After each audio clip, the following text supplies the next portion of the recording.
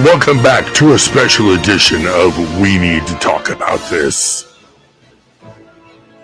Tonight, we will discuss Batman, the television series, the films, and the people involved with them.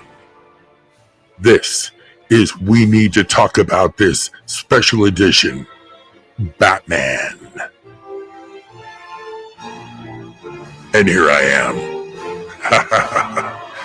Want to thank you for joining us on another podcast. This is episode 26, and it is a special Batman podcast where we will discuss the TV series, the films, and some of the things that I love most about the Caped Crusader. Now let me just see if I can change into something more comfortable because I can't hear a fucking thing. Well, that's so much better. I can hear and I can see. So I wanted to kind of dedicate this podcast to Batman. I'm a huge Batman fan. Anybody that knows me knows that. And I don't know if you know this, but when Batman was little, he was the original Little Wayne. Did you guys know that? Yeah, they called him Little Wayne. Yeah, before the rapper and all that stuff. So it was kind of cool because as a kid, I literally would rush home to see Batman all the time. I'd get back on my bike, I'd run in the house, and I'd turn on the TV just so I could catch the television show. One of the unique things I got to do when I was living down in Los Angeles and in Hollywood was I would research locations where they filmed different things. And of course, Batman was important to me. So I found the Bat Caves, which the real Batcave is located in the Bronson Caves in Griffith Park, Los Angeles, California. The caves were used to film the Batcave for the 1960s TV series starring Adam West, of course. You can still visit this location. It's pretty cool. I've taken Dalton there a couple times. And it's the actual cave where like the Batmobile would come in and out of during the television series. And it's a pretty cool thing to see. I don't believe you can go inside of it anymore. You used to be able to walk inside of it a little bit and it would just come out the other side and they would stage that Batmobile, I believe built by George Barris, that particular one. Same guy that made the car for the Monkees television series and several other television series, Beverly Hillbillies, the old car and all that stuff.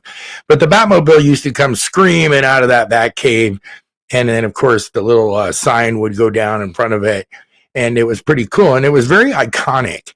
And it was something that we all remember if you grew up in that era with Batman and stuff. And I loved it. So being able to go to that Batcave and see it for real, for me, was a total treat. And of course, nothing was more iconic than the theme song for that television series.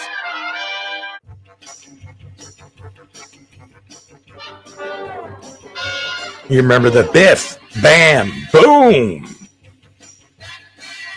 I just loved all the illustrations in the beginning of the television series and all the kind of cartoon things they would show.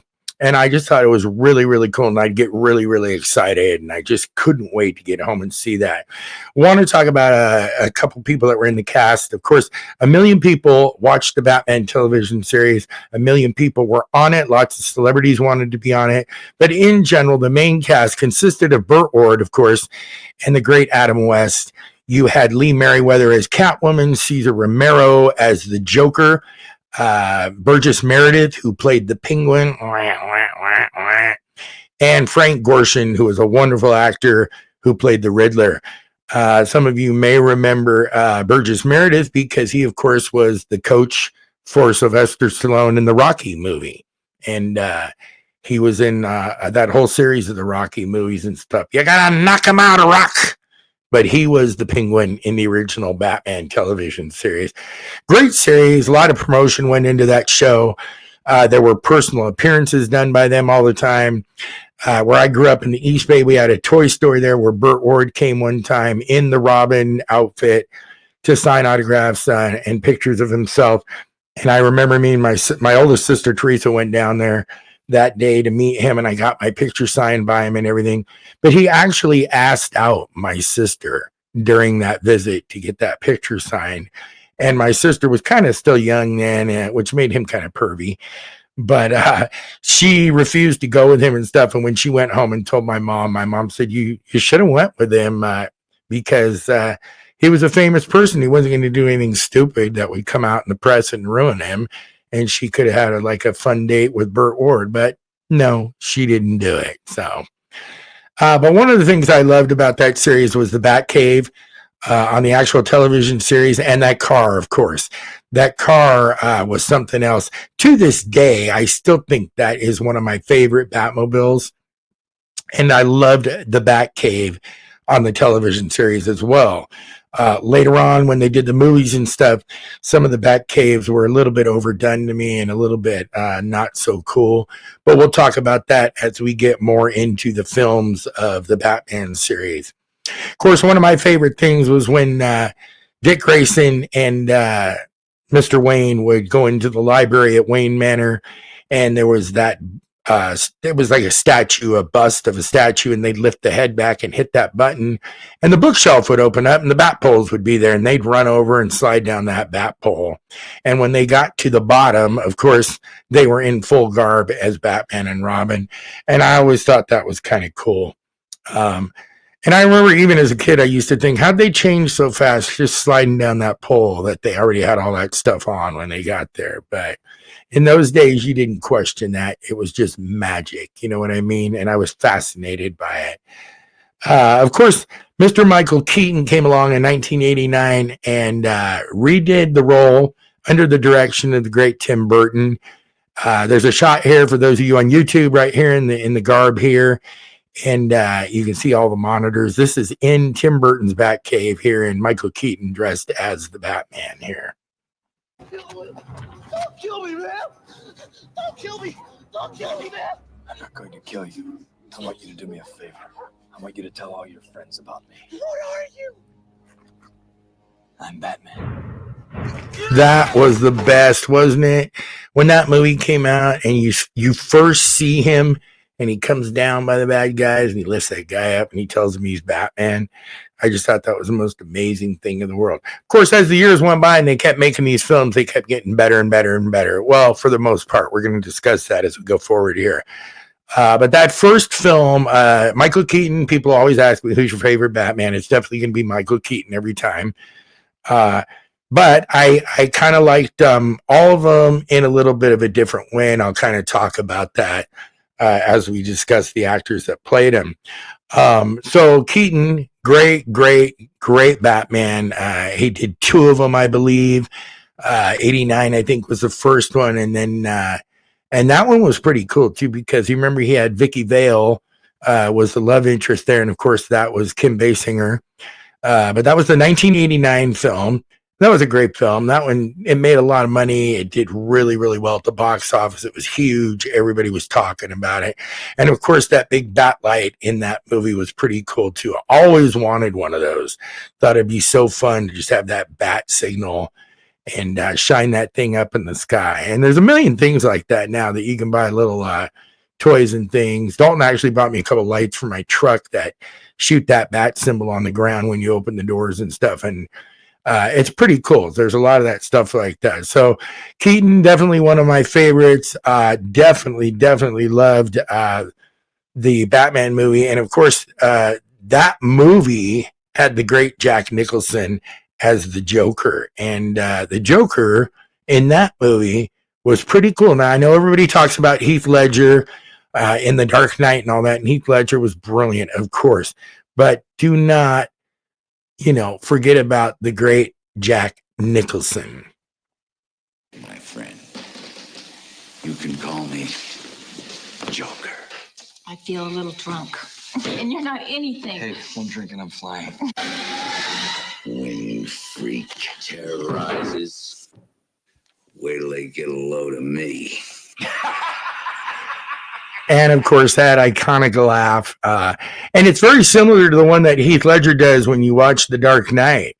And I don't know if you guys remember, but at the end of that first Batman, when Batman throws the Joker off of that huge building or whatever, and he's laying on the ground and that little thing is laughing, his little laugh like that.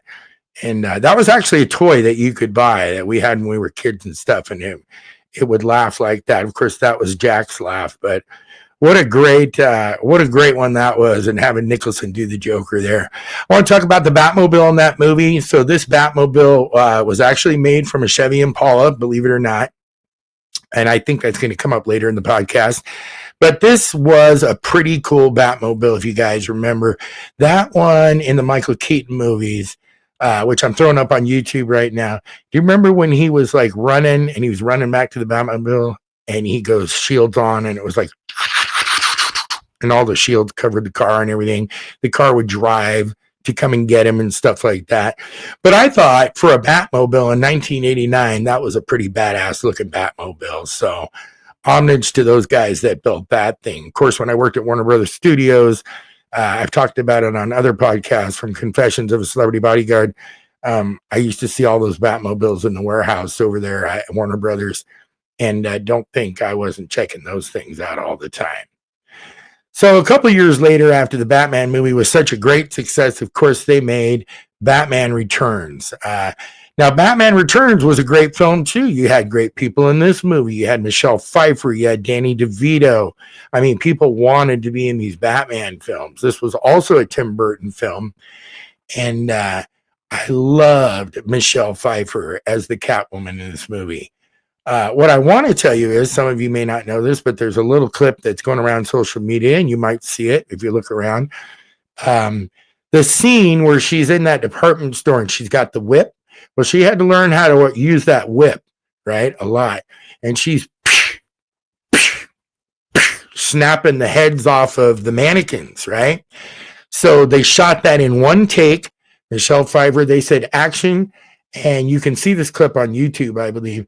She does the whip and she hits like 6 of these things and knocks the heads off of those, and they go cut, and then she bows to the crew.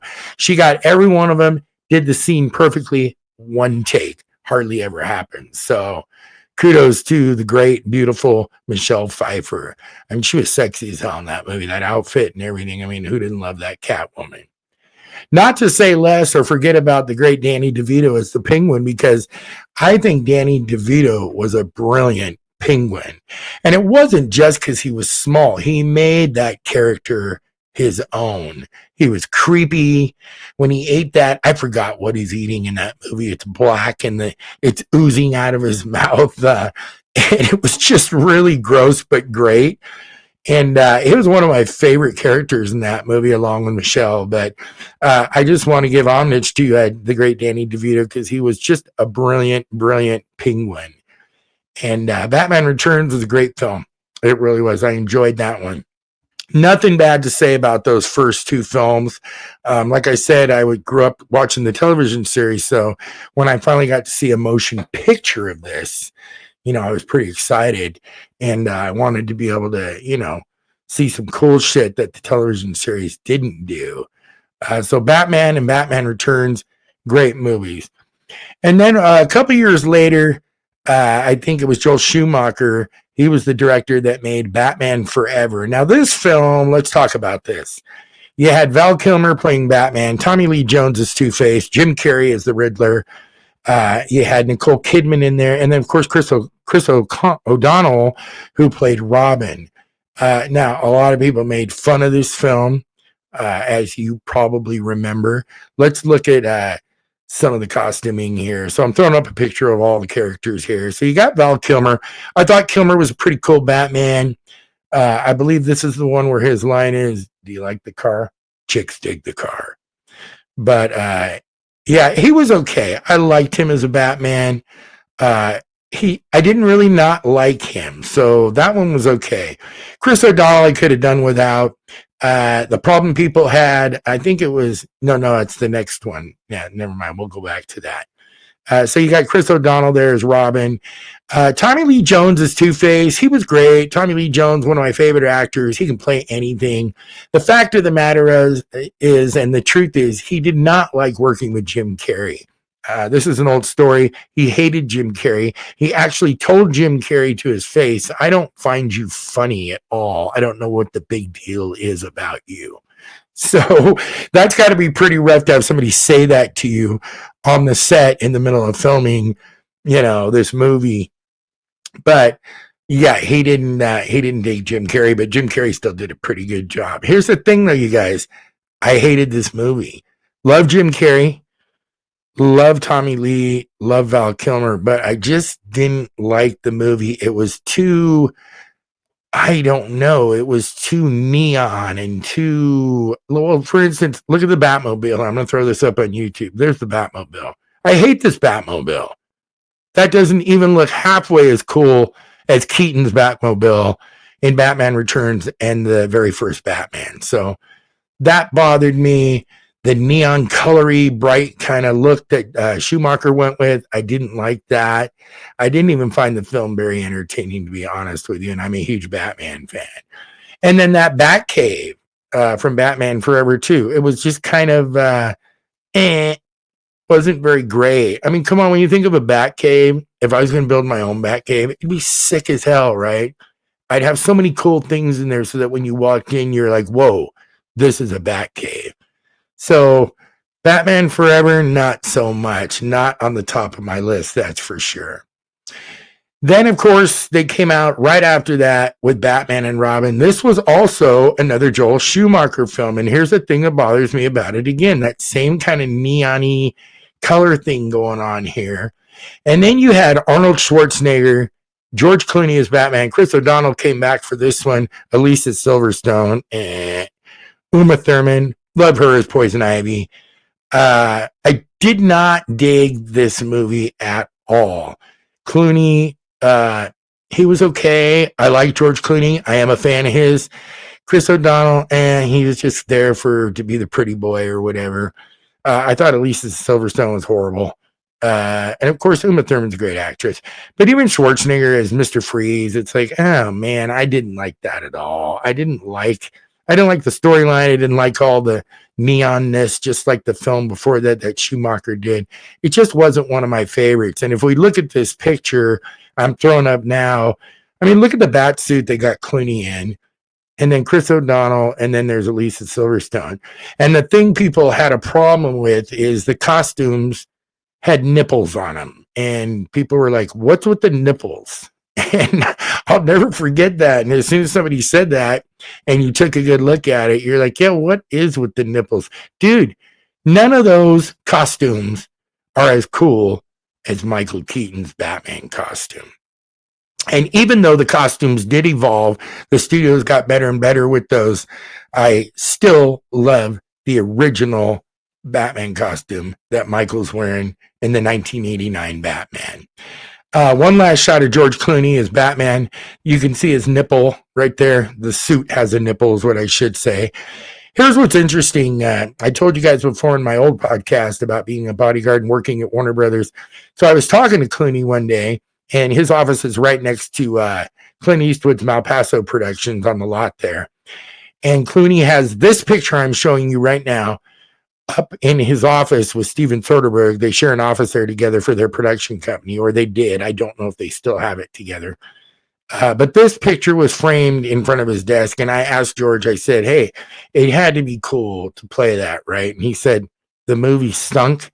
He goes, it wasn't a great movie. He said, I simply did it because who doesn't want to be Batman?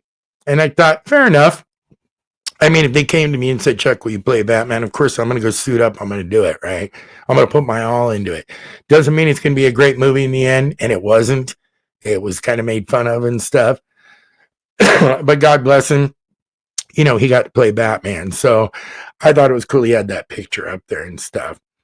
And it was interesting because, I don't know, I just didn't see George Clooney doing that at the time. So it was interesting when he went and did that and stuff.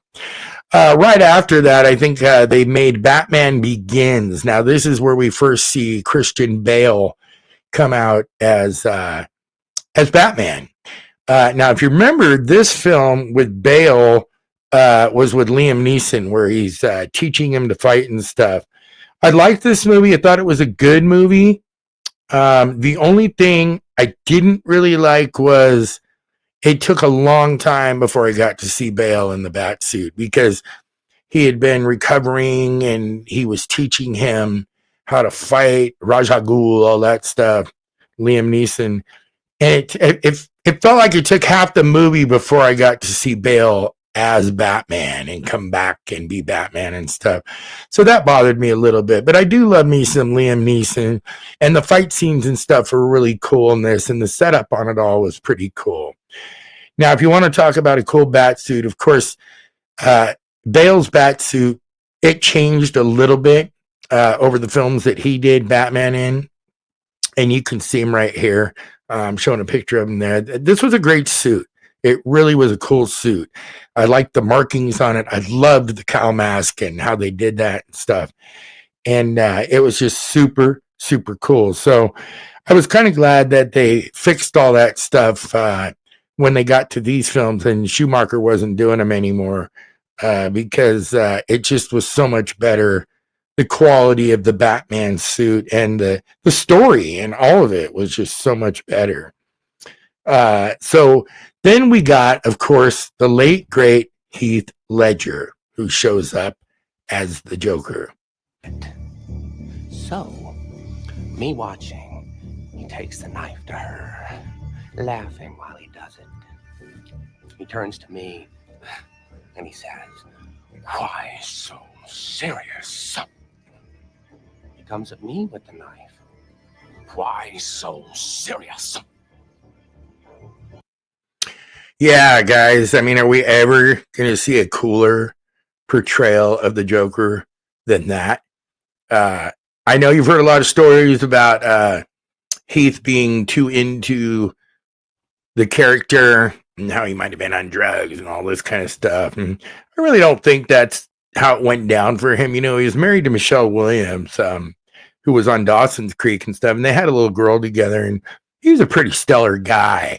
But a really good actor in that particular role. It's kind of a shame that he did pass because that particular role was just nuts, crazy, and unbelievably portrayed by him, in my opinion. So the Bale movies, yeah, I like them a lot. And I got to tell you, other than that first Batmobile from the television series, which I still think is cool, you had the Tumbler in this one. I'm showing you a picture of it now. There's the Tumbler. Pretty cool Batmobile. I remember when I first saw this, I thought, oh my God, look what they've done with this thing. It's like a tank. So one day when I was working at Warner Brothers Studios, they were bringing that thing out of a warehouse and driving it down one of the lanes past us where we were. And like a little kid, I was just like, oh my God, I want to drive that thing so bad. It was so cool. So cool. Yeah, so the Tumbler, one of my favorite Batmobiles, and when you see it in person, it's pretty impressive. Now, if you remember, that's also, in The Dark Knight, he comes out with that motorcycle that comes out of the Batmobile. Showing a picture of it now on YouTube. That was cool as shit. I remember sitting in the theater, and when he hit that wall with the Batmobile, and the car went up, and then that motorcycle came out and came off the wall, you were like, what? That was like the coolest thing I've ever seen. So I'm definitely partial to Batman or the Dark Knight movies and the other one prior to that we were just talking about with Liam Neeson, because those were just really well done. And it was a whole different deal too. See, I love the darkness of the Tim Burton thing in the original and then Batman Returns with Keaton. But this film also had that kind of dark quality to it. And great toys, right? Like Nicholson said in the first one, where does he get those toys? Let's talk about the Batcave in The Dark Knight. The Batcave in The Dark Knight is located in Los Angeles. They use this. I'm not sure what it actually is, but I've seen it in a lot of music videos. But that is what they used for the Batcave. And here's a shot of it on YouTube here. And remember the story, this is when the Wayne Manor and all that stuff was gone, and he had to like have another Batcave somewhere else. So this was it. And you can see the Tumbler there. And then, of course, another shot of the Tumbler right here. That was a really cool space. And I'm going to have to do some research and figure out where that is. But I know it's in Los Angeles, and they use it a lot for lots of filming. But it's most recognizable, of course, in The Dark Knight. One more shot of the motorcycle because it's my favorite when he's on that thing. Look at the cape. Look at the cannons You know, it's just like the coolest thing ever. And when that thing was speeding around, it was just really, really cool and amazing. We talked about Tommy Lee playing Two-Face and stuff, right? And Tommy Lee Jones, he was good. You know, he's a good actor. He still played a good Two-Face, but I don't think anything lived up to Two-Face in The Dark Knight. You had Aaron Eckhart playing that part. Love Aaron Eckhart. I met him a couple times, but this particular Two-Face was amazing. Remember, he's laying in the gasoline or whatever that catches him on fire, and then half his face is burned, the other half isn't. So this was pretty amazing shit. I know you guys all remember the scene when he's in the hospital and Heath Ledger's Joker shows up, and Aaron Eckhart kind of wakes up and he sees him and he's kind of startled by him.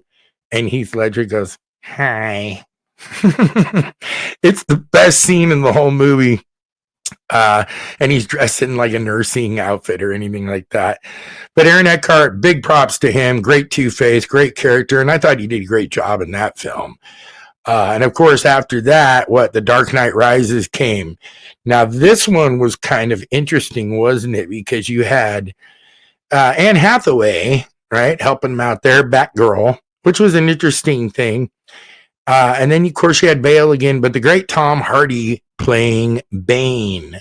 I was Bane one Halloween because I'd done Batman so many times. It was like, you know, Dalton was like, "You can't do Batman every year." And I'm like, "Yeah, I can." But now if I was going to do it again, I want the legit, I want Kevlar, I want the whole thing. You know what I'm saying? But Bane was a good second thing to do, and I did it because I had the bald head and everything, and I thought it went with it. But Tom Hardy as Bane, I thought was super, super cool. I mean, check out this picture of him fighting Bale here in the crowd in Gotham in that movie. And, of course, here's a little soundbite from that for you. I will show you where I have made my home whilst preparing to bring justice. Then I will break you. This bomb is armed. This bomb is mobile. And the identity of the I just love his dialogue in that movie and the way he talks City of Gotham. Me and my cousin Matto always say that he sounds like Sean Connery because he does kind of have that Sean Connery sound to him. But that was a good one, right? I thought that was a pretty intense movie. You had Gary Oldman playing Commissioner Gordon. You had Joseph Gordon-Levitt in there. He's supposed to have been the Robin, you know, if that story had continued. And Anne Hathaway's okay. She's hot, so whatever. You know, pretty girl. Got to have a pretty girl in there. Some funny things I was looking up. It was about some little jokes about Batman and stuff. You've heard a lot of them probably, but somebody said, "What would Batman do if he wasn't rich?" And the answer is, he'd be Robin. Right? What's the difference between Batman and a shoplifter? Batman can go into a store without Robin. All right, that's pretty good. Not bad. What kind of jokes does Batman like the most? Dark humor, of course. I actually like that one. What do you call a blind Batman? This is perfect. Christian Braille. Yeah, so that particular film was pretty good. And I liked a lot of the characters in that, especially Tom Hardy playing that Bane role and stuff. And also, just so you know, Batman likes his coffee black like the night. Just so you know. The film to come along after that was Batman versus Superman. Now, I heard a lot of people slam this movie. So many people hated this movie, and I don't know why. I liked it. I liked the movie a lot. I don't know why people... here's the thing. A lot of guys have played Batman, right? Nobody was really a sucky Batman. I mean, Clooney did his best with what he had and stuff, and he wanted to play him, so he did it. But I liked all the different versions and the different takes that the different actors did on him. And everybody was hating on Ben Affleck for doing this thing. And they said he was horrible. And I forgot what they were calling him. But I dug this movie. And there's a scene in Batman versus Superman. And I don't know why anybody doesn't ever acknowledge this. I wish I could show you a clip of it. But It's where all the bad guys are in this warehouse and they haven't seen Ben Affleck as Batman yet, but he's coming in. There's an explosion or something, and he shoots these little things out of a gun, and they like stick to the wall or they stick to the ground and different things. And then they go me, and explode. And there's this huge fight scene that ensues after that. And he takes them all on and throws this guy into a brick wall, and he makes an indentation into the cinder block wall and everything. And all I'm telling you is that scene is one of the coolest scenes in all the Batman movies. And I don't know why people haven't acknowledged that. If you go back and watch it, you're going to know exactly the scene I'm talking about. And I'm telling you, it's badass. And Ben Affleck was badass in it. So I don't know why people hated on him so much. I think maybe they didn't like the suit and the way his ears were too short. I heard somebody say that about Robert Pattinson's in the Batman movie. But I liked Ben Affleck. I thought he did a really good job. And in my opinion, he looked pretty freaking buff in that movie. That suit made him look yoked. And again, the ears were a little small in the cowl mask, but you know, that movie, if you go back and watch Batman versus Superman, it's actually pretty cool. It was actually upsetting me that Superman was kicking his ass for half the movie. And I kept waiting for Ben to come back and, teach Superman a lesson. I liked Superman. I still do, but I didn't want him kicking Batman's ass. Which reminds me, I wanted to share this with you. I always thought it was weird because I collect Batman stuff, and somebody gave me this Batman bubble bath shampoo stuff. And I thought to myself, it's weird that they made this. I still have it in there. It's weird they have that.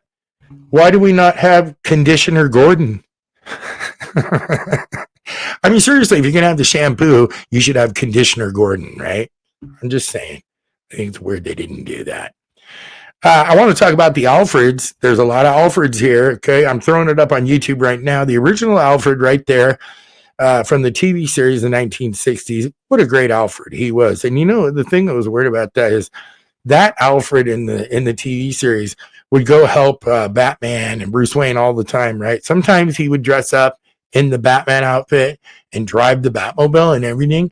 But I remember thinking as a kid, that old man is so old, but he was out there doing shit for him all the time and stuff. I want to say that his name was Al Napier or something like that. Here's a shot of him here. Great actor, great Alfred in the television series.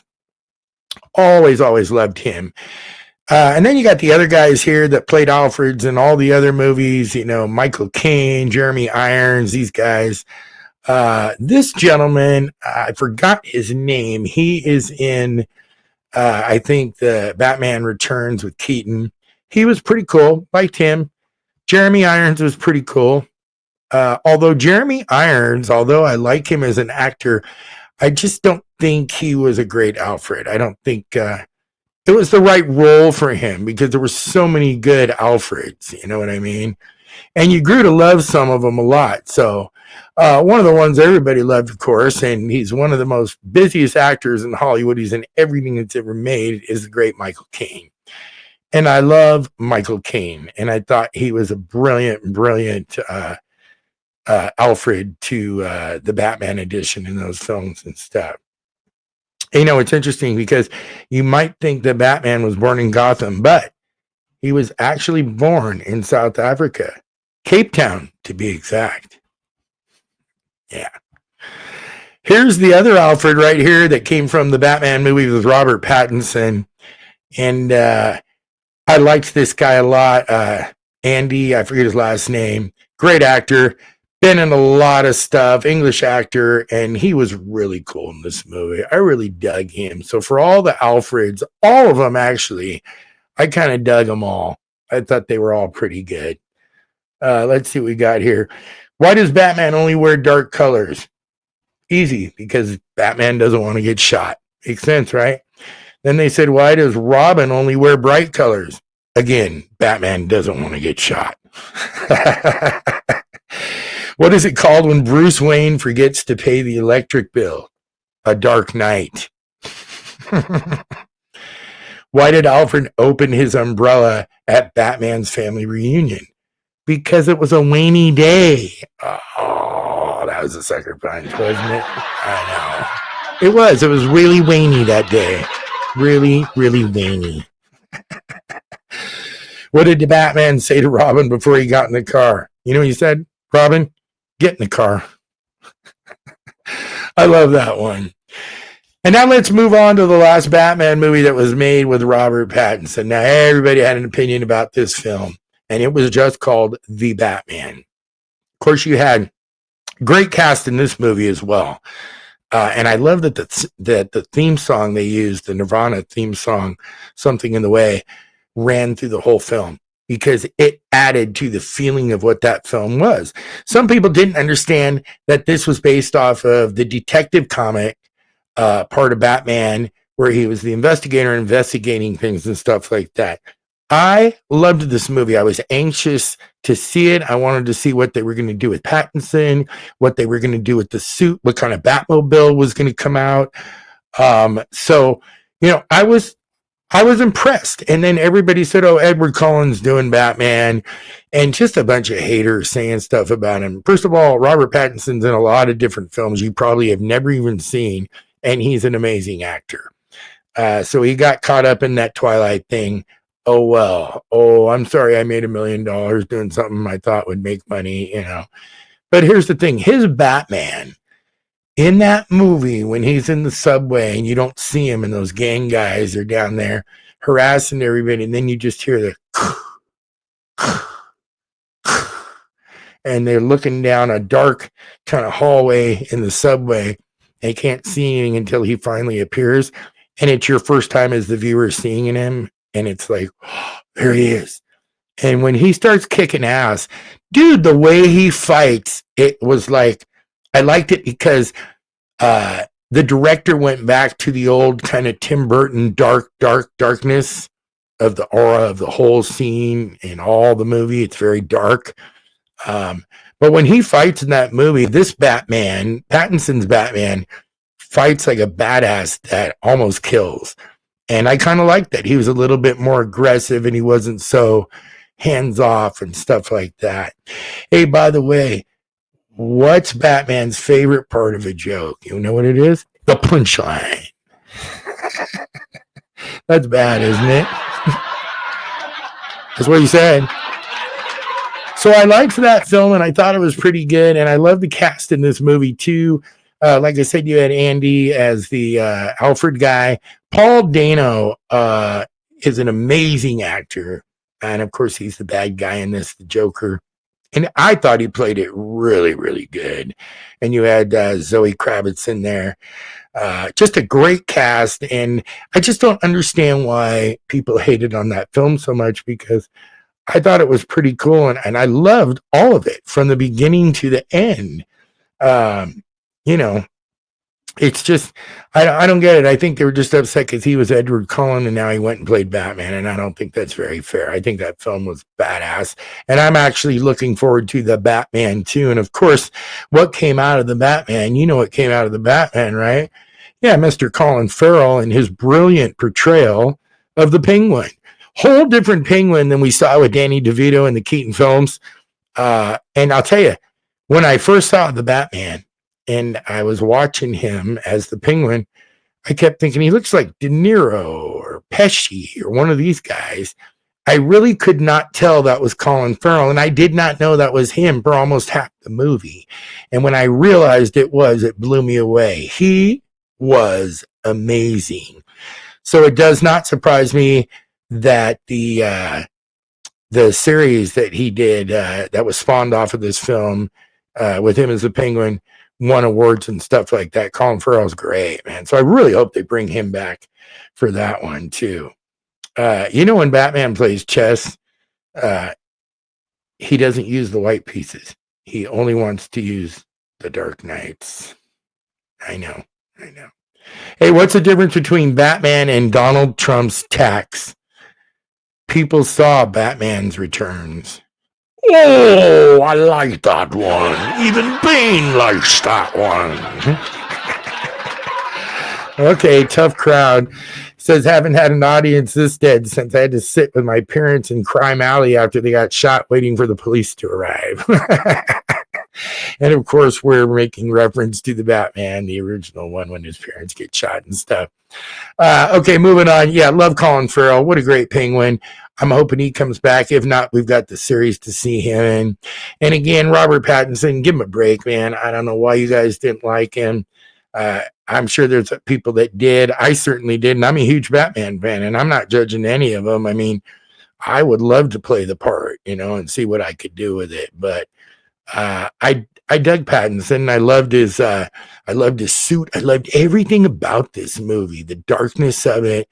I love the end of the film. And it just had, like I said, an amazing cast.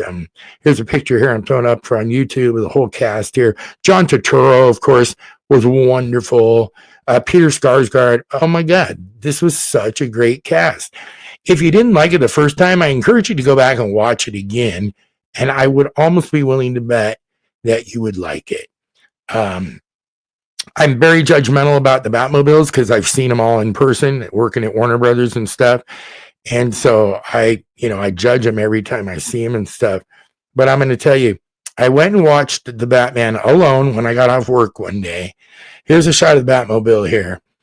I thought, I remember seeing still pictures of it and thinking that's not that cool compared to the other Batmobiles and stuff.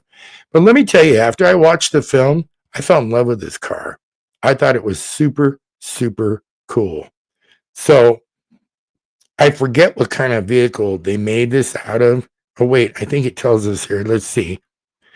BMW 3 Series and 4 Series. So there's the car for those of you watching YouTube with the big engine on it and stuff. But here's what I want to tell you guys, dude. I'm sitting in that theater and I'm watching this film. And the big chase scene with the Penguin, Colin Farrell, and Pattinson runs and gets in his Batmobile. And when he starts that Batmobile up, I'm telling you, the whole theater rumbled. And all you see is the back of the car starting up. And you hear that noise. And it was like an earthquake in the theater. It was so loud. It was cool.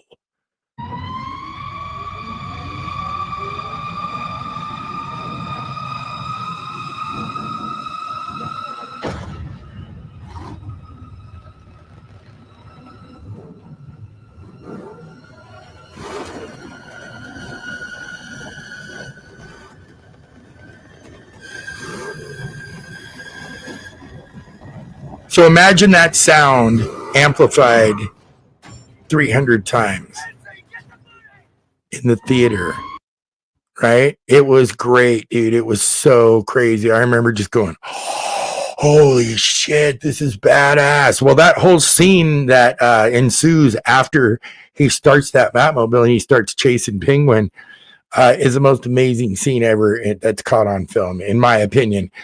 The action sequence where he's chasing him and the Batmobile crashes and you see Colin Farrell look in the rearview mirror and think he's got him and he's like, I got you. And all of a sudden here comes the Batmobile through the fire and you're like, yeah, pretty amazing. So I love the whole Batman trilogy. I'm looking forward to more. I think they can keep going as long as they keep it cool and do it right. Let's not go back to any of that neon color stuff that Schumacher had in his films. And I'm sorry, I just don't like those two films. Before I leave you tonight, I want to give you a couple pickup lines that Batman uses. These are Batman pickup lines for girls, okay? He says, a lot of people call me Batman, but you can call me anytime. Okay, that's not bad. Are you trying to get under this cape? That's funny. Baby girl, once you go back, you never go back. That one's all right. Come see my big black Batmobile tonight. Do you like Batman? Wait till I put my rubber bodysuit on. We were kind of making fun of that with my cousin Matt on the last podcast about the rubber suit and farting in it. Let's see what he's got here. Some more pickup lines. Don't make me take the bat out of the cave. Girl, are you a bat cave? Because I want to park my Batmobile inside you. Here's one. Girl, you're making all of Gotham City afraid because you're the bomb. That one's kind of stupid. I wouldn't use that one. Gotham City might need a vigilante, but tonight I just need vigilantities. Hey, babe, don't worry, because I always wear a hood. That one's pretty good. Let's see. Do you want to get out of here and check out The Dark Knight instead? Okay, that's a little weak. Don't make me take the bat out of the cave. We told you that one. Yeah, these are okay. I mean, I was looking these things up and I'm thinking, what are they using for this and stuff? I am the night and tomorrow night and every dark night you can handle. I don't need pickup lines. I'm Batman. I hope you don't mind me hiding in your bat cave for a while. What's his other pickup line? I may be Batman, but you're still robbing my heart. Oh, that's a pretty good one, right? I need you more than Gotham City needs Batman. I kind of like that. I want to be a superhero. Should I be Superman, Batman, or your man? I want to explore your bat cave. Hey, want to slide down my bat pole?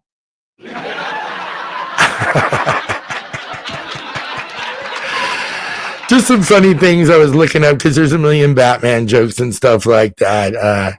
Had to do my dedication definitely to the Batman series and the whole Batman thing. Just a special one. Do something a little different. We got some good stuff coming up for you in the next couple of weeks. I'm Chuck Oliveris. So this was a special edition of the Batman. We need to talk about this, and we will see you next Tuesday. Have a great week, everybody.